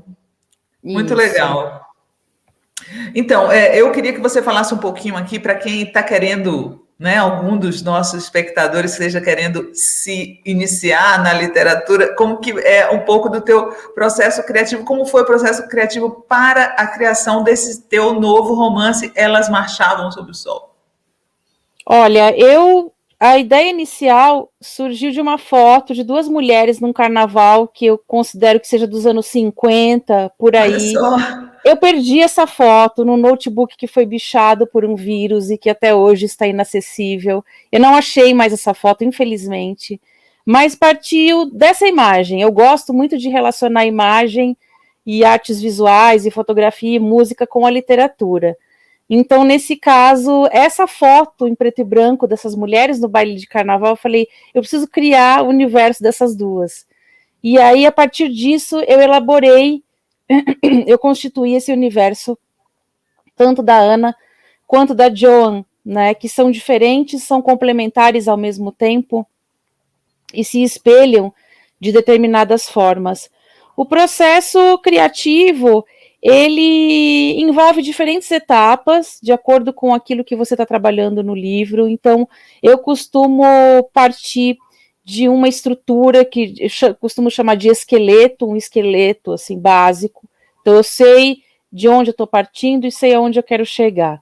E a partir daí eu começo a escrever. Eu já tinha estabelecido que seriam 12 capítulos relacionados ao que, né, para quem não sabe, as duas personagens estão há 12 meses de completar 18 anos, então o livro é dividido em 12 meses, a partir de janeiro. Então, eu estabeleci o que eu iria trabalhar em cada um desses capítulos e comecei a escrever. A minha escrita... Você faz anotações em papel, à mão, ou você vai direto para o Note? Eu uso muito bloco de notas do celular, que é o que está geralmente mais perto, mais próximo, dá para editar na hora. Então, eu usei muito bloco de notas, porque eu gosto também de dar ouvido para alguns insights que surgem de madrugada, que surgem em momentos assim que eu não estou esperando, eu adoro isso. E a minha escrita, ela compreende muito disso, daquilo que é o inesperado, daquilo que que ocorre durante o processo da escrita. Acho que isso enriquece muito. Então, eu trabalho com uma via clara, mas com margens bem amplas, sabe? Em que é possível inserir essas surpresas que acontecem no decorrer do caminho. Então, meu trabalho no momento que eu estou trabalhando num livro, é diário, é intenso, porque você fica naquela convivência compartilhada com os personagens ali o tempo todo, eles estão dentro de você, eles estão falando com você, você está ali convivendo com eles, na intimidade mesmo. Então, eu escrevo todo dia, assim, não que isso seja uma regra para mim agora, por exemplo, que eu estou entre livros. Então, agora eu estou dando um respiro, estou lendo outras coisas, estou assistindo muito filme, estou ouvindo muita música, eu quero desintoxicar total, para depois começar num outro trabalho de forma totalmente renovada. Porque senão você corre o risco de escrever sempre o mesmo livro, sabe, Sinara? Pelo menos eu penso assim, se você não para nunca, fica meio que um livro sem fim. Então eu gosto de dar essas pausas, assim, acho importante. Sim, desintoxicar do livro, né? O fato de você já ter ganhado o prêmio quando você terminou o Elas Marchavam Sob o Sol também te facilitou na hora de encontrar uma editora, né, Cristina? A Dublinense, ela te recebeu ou você mandou o livro para várias editoras? Na verdade, facilita, sim, mas também não é algo que todas as portas estão escancaradas. A gente ainda continua tendo dificuldades, isso é bem importante dizer. A gente também leva vários nãos, a coisa continua meio que na realidade do que é a literatura no Brasil hoje, assim, a realidade para os escritores, né? A Dublinense, ela surgiu de uma maneira interessante, porque eu conheci o Gustavo, que é um dos editores da Dublinense, num evento que eu fiz fora do Brasil, que é a Primavera Literária Brasileira, que acontece, que o Leonardo Tonos que promove, lá na Sorbonne. E eu, logo depois do prêmio, participei dessa Primavera Literária Brasileira, que foi incrível, porque eu pude entrar em sala de aula para conversar com os alunos sobre literatura e, enfim, fazer apresentações também. E aí eu conheci o Gustavo nessa ocasião, e a gente se deu super bem, mas a gente não chegou a falar sobre livro, sobre nada. E aí, depois de um ano, acho que foi coisa de um ano e pouco, eu encontrei ele num lançamento. E aí a gente começou a conversar, e ele falou, você está escrevendo alguma coisa? Eu falei, tô finalizando um livro. E aí ele falou, gostaria de ver, se você quiser mostrar para mim. Eu falei, claro, com certeza. Demorou. Demorou.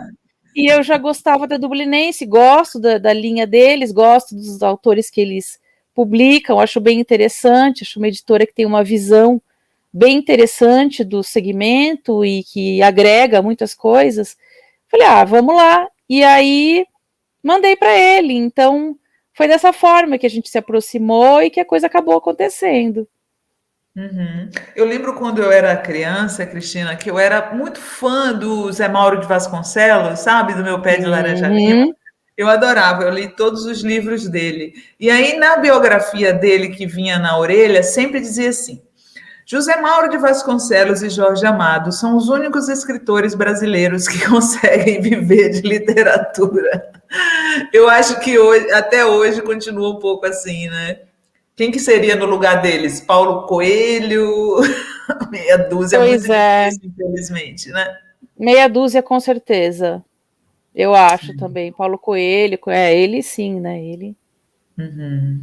Com certeza. É muito triste que isso ainda continue, né? Mas felizmente, gente, eu acho que tem um lado positivo que é essa renovação que está tendo na ficção brasileira. A Cristina é uma prova disso. Eu contei outro dia aqui, Cristina, quando eu cobria livros na Folha, na Ilustrada, as pessoas até ficavam maldosamente dizendo que eu só entrevistava velhinho. Mas não era por minha culpa, né? Na verdade, tinham ainda muitos autores clássicos vivos e eu os entrevistei. Entrevistei Manuel de Barros, entrevistei Raquel de Queiroz, né? Entrevistei todos esses grandes autores que já eram velhinhos, de fato. E agora, para minha satisfação, eu tenho entrevistado cada vez mais gente jovem que está criando ficção. Então, houve essa mudança, e isso é bastante positivo, né? Não, isso é muito positivo. Eu digo para você que um dos problemas, que é um problema que eu adoro ter, eu acho maravilhoso ter esse problema, é não dar conta de ler todos os contemporâneos que estão lançando coisas incríveis ultimamente. Então, esse é o problema, digamos, atual, é ter muita gente escrevendo, muita gente boa e muitos livros importantes, significativos, que estão fazendo diferença na nossa literatura. Eu acho que a gente está passando por um momento super efervescente. Penso que esses últimos anos para a literatura, sei lá, os últimos 10, os últimos 5 anos, estão sendo muito ricos nesse sentido. E cada vez mais tem surgido muita gente nova e editoras novas também, né? Isso faz total diferença, porque as editoras novas geralmente se abrem mais para essas novas vozes. Se você está num cenário em que só algumas poucas editoras que apostam mais naquilo que é garantido, você também tem aquele padrão mais fechado, digamos assim. Então a gente vai ver sempre as mesmas pessoas. E eu acho que hoje em dia é muito mais fácil produzir um livro, hoje em dia é muito mais barato, é muito mais rápido. Então isso facilitou também para as editoras que estão surgindo, que são muitas, inúmeras, as independentes estão fazendo um papel bem importante nesse sentido de renovação mesmo da nossa literatura. Elas que se abrem em primeiro lugar para aquilo que é novo, para aquilo que é inusitado, para aquilo que vem quebrando algumas barreiras. E que é arriscado para eles mesmos, né? Porque, Exato. Infelizmente, no nosso país as pessoas leem muito pouco ainda. Sim, sim. A literatura não é incentivada de forma alguma, quer dizer, muito pouco. Eu nunca Ainda fui... mais na era Bolsonaro, né, Cristina? Nossa, nem me diga, nem me diga. Então, assim, tá dificílimo mesmo. Mas a gente teima, né? A gente tá aí, a gente resiste, porque a gente teima Marchando em fazer... sob o sol. Exatamente, marchar sob o sol, sob a lua, sob tudo, entendeu? A gente vai. Cristina, muitos dos artigos que eu li para essa entrevista sobre o seu livro falam sobre a questão do aprisionamento dos corpos das mulheres como tema central do teu romance, né? Você escolheu essa idade dos 17 anos porque é o auge disso ou isso acontece na vida da mulher sempre, para sempre, até ela morrer? Acontece, pelo que eu vejo, né, e pelo que a gente sabe, acontece a vida toda, né? Todas as fases da vida da mulher estão marcadas de alguma forma. É meio que a gente vê a mulher com data de validade. Então, aquela coisa, até tal idade tem que ter feito isso, isso, isso. Depois de tal idade tem que ter isso, isso, isso. Quer dizer, todas aquelas regras que senão a mulher é meio que algo à parte ali, uma enjeitada e tal. Essa idade eu escolhi por ela ser bem significativa. Eu queria pegar duas personagens no início da vida. Eu havia pensado, eu digo no início da vida, quando elas começam a se entender como mulheres. Eu tinha pensado inicialmente dos 14 para os 15 anos, mas aí, de acordo com as reflexões e que eu queria inserir, eu achei que elas seriam muito jovens. Muito precoces. Exato. E aí que eu parti para os 17, 18, assim. Então eu meio que escolhi essa fase por ela ser determinante em vários aspectos, mas claro, muito daquilo que acontece, isso se estende pela vida inteira, né? Seria um momento importante, um momento determinante, mas obviamente que a vida inteira da mulher é pautada por essas opressões todas, relacionadas ao corpo, relacionadas à estética, ao comportamento e tudo isso. Quando você fala em aprisionamento, em pequenas violências do dia a dia, eu queria que você explicasse para as pessoas exatamente ao que você se refere. Assim, no livro, literariamente, eu acho que eu consigo expressar melhor. Às vezes eu, como escritora, não sei explicar tão bem. Acontece. Do que o texto, eu acho que ele fala muito melhor por mim nesse sentido.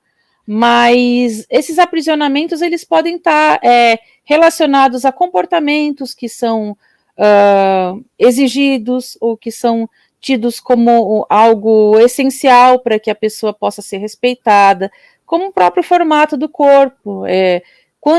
para dar um exemplo, né, para não ficar só falando assim, mulheres, enfim, que precisam seguir um determinado padrão de beleza, um padrão estético, que é colocado pelo comercial, que é colocado pela publicidade, pela mídia, pela novela, por tudo isso, né? A gente vê nas novelas, só abrindo um parênteses aqui, as pessoas são cada vez mais bonitas, né? Impressionante, assim.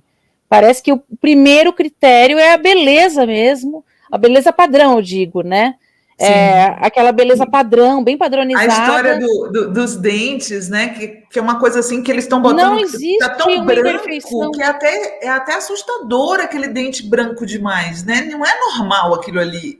Exato. Eu posso falar eu realmente nunca fiz nada aqui nos meus dentes. Eles são de nascença mesmo. Sim, isso é um detalhe interessante. Se a gente vê novelas, até outro dia eu comentei isso, a gente vê novelas dos anos 70, dos anos 80, os atores apresentavam imperfeições que bonito. Hoje não existe, elas não existem. Quer dizer, aquela forma mesmo, padronizada, e parece que todo mundo tem que entrar nessas forminhas. Então, claro que essas forminhas são um encarceramento para tanta gente. E isso meio que é vendido com status de grande liberdade. Seja assim e seja livre, seja assim e seja mulher. Quantas vezes a gente já não ouviu o meu corpo de praia? Eu preciso do meu corpo de... Quer dizer, como se existe um corpo de praia. Quer dizer, todo mundo que não tem aquele corpo de praia não pode ir à praia, é isso? Ou vai ser rechaçado?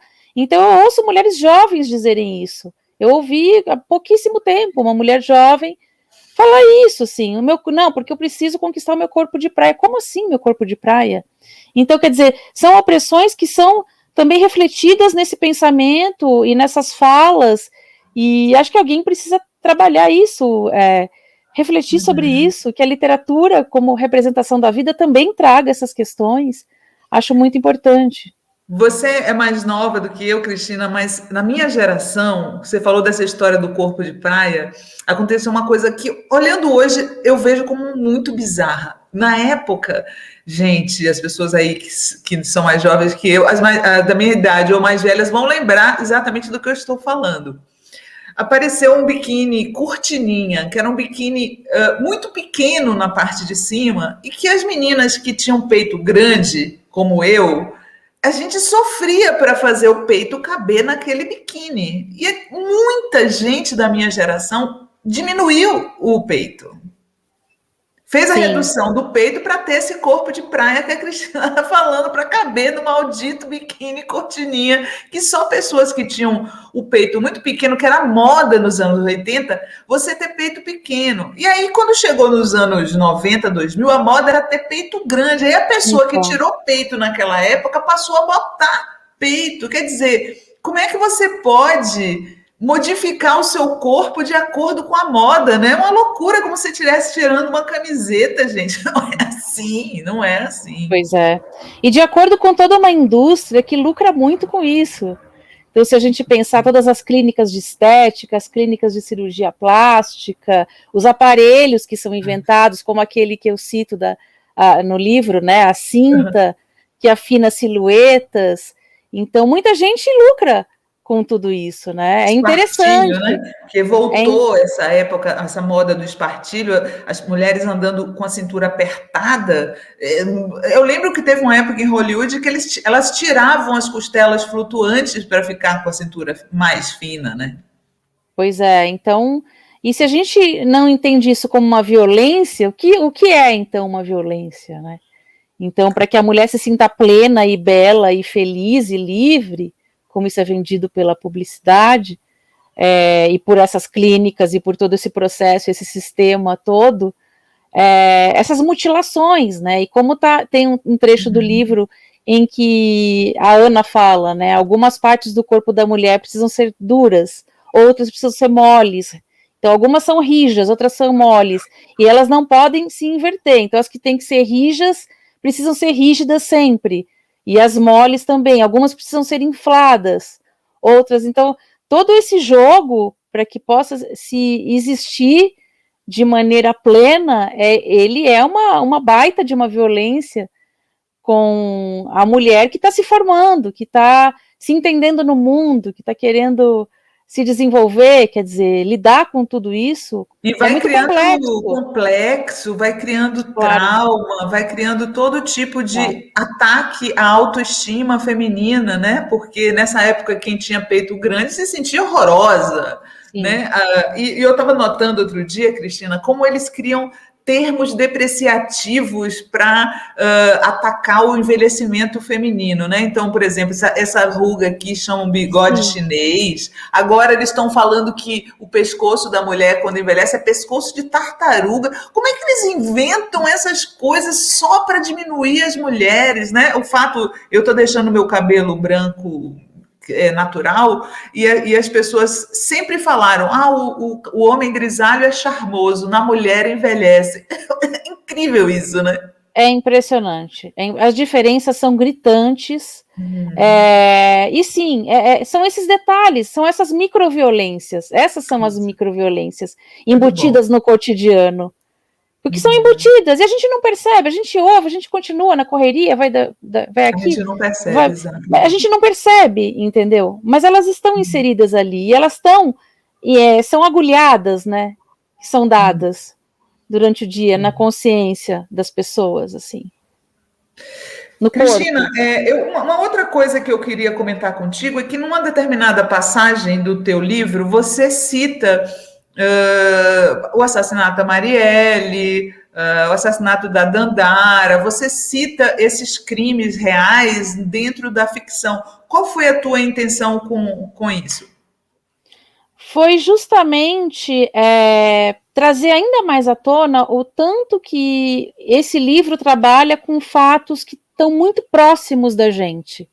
Então, trazer à tona esses fatos, esses acontecimentos, essas violências, foi algo que teve tudo a ver com a maneira como eu teci o livro, como eu teci a narrativa. Quer dizer, eu não queria que o livro ficasse distante daquilo que está afetando a gente até hoje, daquilo que aconteceu ontem, né, de violências que estão acontecendo também diariamente. Se a gente pensar, só essa semana a gente teve quantas travestis, mulheres travestis... Nossa, uma coisa horrível em Recife. Então, assim, está acontecendo, isso está aí, não é algo que pertence a um passado, algo que talvez distante um pouco, não. Pertence à ficção, né? A ficção, eu acho importante a ficção conversar com a realidade, acho muito importante, ainda mais nesse momento que a gente está vivendo. Então, foi com esse intuito mesmo, de mostrar que a realidade e a ficção podem caminhar juntas, elas podem estar entrelaçadas para trazer um sentido maior para o livro, para o entendimento de quem está lendo aquele livro, de quem está exposto ao tipo de reflexão que o livro traz. Sim. Bom, agora a gente já está no finalzinho aqui da nossa entrevista com a Cristina, e vocês sabem que todo mundo que vem aqui traz duas dicas culturais para vocês, justamente para estimular as pessoas a não irem para aglomerações. Infelizmente, a gente ainda está numa situação que a gente precisa se cuidar muito, nem toda a população foi vacinada, recebeu as 2 doses, então a gente sempre estimula as pessoas a ficarem em casa. Gente, lembrando que esse programa, excepcionalmente, foi gravado, por isso eu não estou lendo os comentários de vocês, tá? Eu sei que aí deve estar cheio de comentários, as pessoas sempre comentam bastante, mas hoje eu não vou poder ler porque o programa foi gravado. Cristina, a primeira dica da Cristina, gente, é o livro Trago Comigo Todas as Dores... Trago comigo as dores de todos os homens, do Roberto Menezes. Juro que não é meu parente, não tem nepotismo aqui. Foi a Cristina que indicou, tá? Por que você indicou esse livro, Cristina? Indiquei porque o Roberto Menezes é um dos escritores que eu mais admiro na atualidade. Ele é paraibano. E pensando no papo que a gente teve hoje, que a gente falou tanto sobre mulheres e feminino, eu acho igualmente importante a gente pensar o masculino. E nesse livro, especificamente, o Roberto ele traz à tona reflexões sobre o masculino que são muito interessantes. Quer dizer, ele torna evidentes algumas abjeções, alguns aspectos do masculino que são muitas vezes doloridos de se enxergar, mas sobre os quais a gente precisa ter uma certa atenção. Então, que mulheres, que homens, que não binários possam conversar e possam estudar e possam pesquisar sobre todos esses aspectos. Então, além de ser um livro muito bom, muito bem escrito, de um autor que está despontando aí, que é um nome muito interessante, e que também está fora dos grandes... também, Cristina? Oi, desculpe. Romance? É uma novela, na verdade é uma novela. Uhum. E é importante também colocar um autor que está fora dos grandes centros, né, e que precisa ser conhecido, eu acho muito importante. Então, essa é a minha dica para quem quiser ler um excelente livro de ficção e que ainda traz reflexões bem interessantes sobre o masculino. Eu super indico esse livro. Editora Escaleiras. Massa. E a outra dica da Cristina é O Mundo Desdobrável, da Carola Saavedra. A gente tem a capa dele, aliás, uma capa muito bonita. Acredito que já houve alguém que indicou esse livro aqui, mas eu queria que você explicasse por que você escolheu esse livro aí para indicar para o pessoal aqui. A Carola Saavedra já é uma autora consagrada, com os seus romances, e esse é o primeiro livro de ensaios dela. Ela hoje vive fora do Brasil, ela mora em Colônia, na Alemanha, onde ela desenvolve também uma pesquisa, e esse livro, ele funciona como ela parte da literatura além da literatura. O que pode a literatura? O que ela pode acessar? E aí ela promove ensaios com diferentes reflexões sobre esse nosso fim do mundo. Que fim de mundo que nós estamos vivendo? Ela fala sobre a literatura indígena, que também é um dos pontos de pesquisa dela. Ela fala sobre a literatura produzida por mulheres, fala de Hilda Hilst, fala de Clarice Lispector, fala sobre a literatura como oráculo, que é muito interessante. Esse livro ele funciona como um oráculo. Você abre e ele te traz iluminações e visões muito interessantes. Então é o lançamento agora da Relicário, está sendo lançado agora, e que eu super recomendo também, para a gente refletir o nosso tempo, refletir as realidades todas que nos cercam. É um livraço que eu super recomendo. Opa! Guilherme, bota mais uma vez aqui a capa do livro da Cristina. Elas Marchavam Sob o Sol. Cristina Judar está saindo pela Dublinense. Gente, eu quero agradecer muito a Cristina pela presença dela aqui no nosso programa. Cristina, muito obrigada. Espero que você tenha oportunidade de voltar mais vezes aqui. Tomara, a hora que você quiser, é só me chamar. Com toda certeza, eu também adorei. Super obrigada pelo espaço, obrigada a todo mundo que também assistiu. E é isso, estou à disposição. Pode me chamar. Tá bom, querido. Grande beijo para você. Obrigada. Tchau. Tchau. Bom, gente, chegamos ao fim do nosso Papo Cabeça de hoje com Cristina Judar e Rafael Tonon. Agradeço a todos e todas pela audiência. Não se esqueçam de se inscrever no nosso canal. E segunda-feira, às 17 horas, eu estou de volta aqui com o Jornal da Fórum. Grande beijo, bom final de semana. Tchau.